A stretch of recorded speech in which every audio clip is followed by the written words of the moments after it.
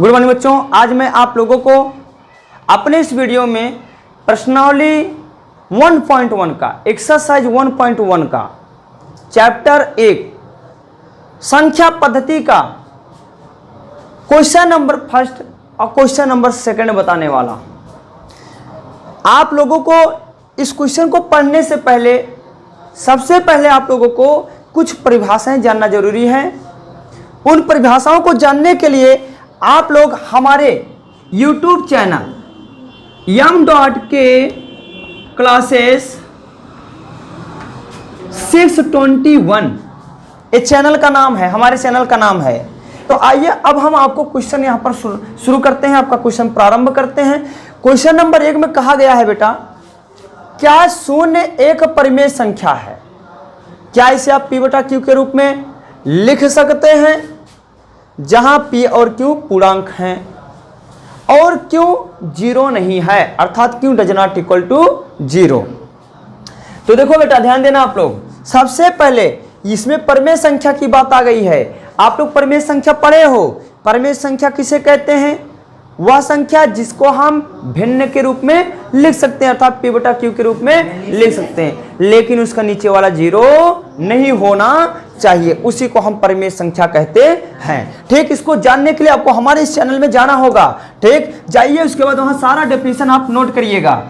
अब एक काम करते हैं, आइए हम इसको देखते हैं। क्या देखते हैं? क्या शून्य एक परिमेय संख्या है? शून्य एक परिमेय संख्या है। ठीक, क्योंकि हम बेटा इसको देखो शून्य एक लिखेंगे यहाँ पर आंसर में राइट करेंगे शून्य एक परिमेय संख्या है। शून्य एक परिमेय संख्या है। शून्य एक परिमेय संख्या है।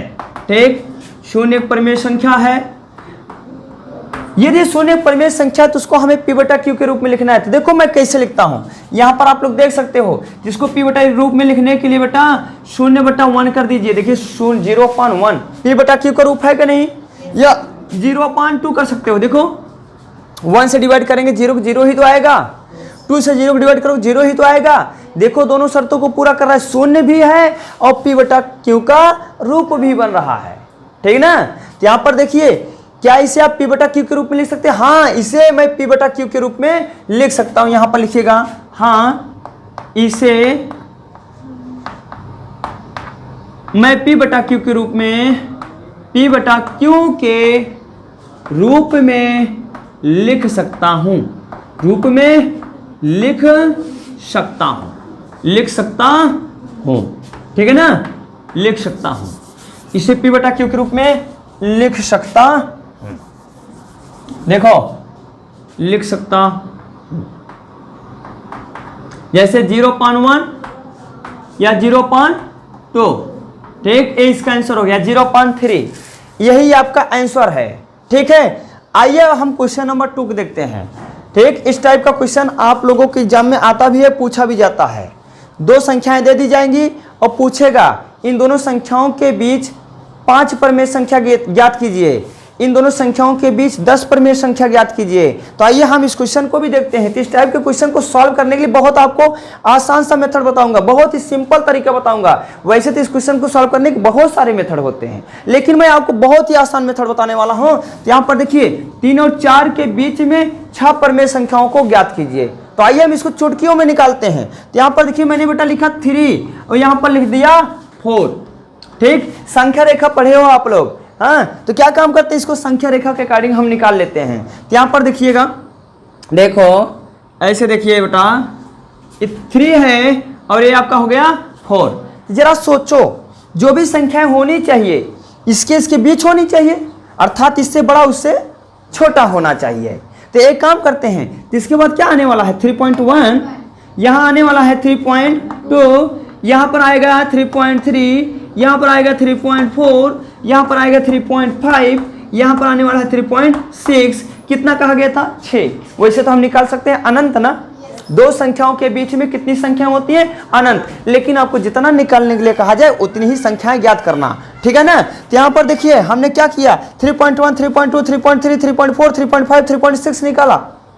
इरेशनल है कि नहीं, प्रमेय है कि नहीं, है बेटा, प्रमेय संख्या है, तो इनको हम पी बटा क्यू के रूप में लिख सकते हैं। कैसे लिखेंगे, यहाँ पर देखिए, जैसे आप लोग को पता होना चाहिए 3.1, 3.2 ऐसे लिख लिया, 3.3, 3.4, 3.5, 3.6, ठीक, 3.6। देखो यहाँ पर पी बटा क्यू रूप में कैसे लिखेंगे, जरा सोचो, अगर हम किसी को 1 से डिवाइड करते तो क्या मिलता है, वही तो मिलता है कि नहीं मिलता है, बोलो वही मिलेगा ना, कोई परिवर्तन होगा, नहीं परिवर्तन होगा। किसी भी संख्या को अगर 1 से भाग देते हैं भाई, वही संख्या आती है।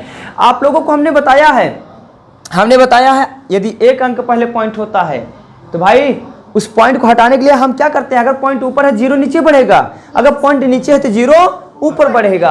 तो इस पॉइंट को हटाने के लिए क्या करते हैं बेटा, इस पॉइंट नीचे हम 0 बढ़ा देते हैं, तो कितना हो जाएगा, तो यहाँ पर देखिए नीचे दिख रहा है बेटा, नीचे दिख रहा है, यहाँ पर नीचे दिख रहा है, नीचे वीडियो में नहीं दिख रहा है। तो चलो बेटा एक काम करते हैं, इस पॉइंट को देखिए मैं हटा रहा हूं, हटाने के बाद यहाँ पर देखिए 0 बढ़ा दिया, ठीक है ना, हाँ, हटाने के बाद क्या किया बेटा, 0 बढ़ा दिया, क्योंकि नीचे दिख नहीं रहा था इसलिए मुझे ऐसा काम करना पड़ रहा है। ये देखो यहाँ पर देखिए पॉइंट को हटाया, ठीक, 0 बढ़ा दिए, 33/10 हो गया।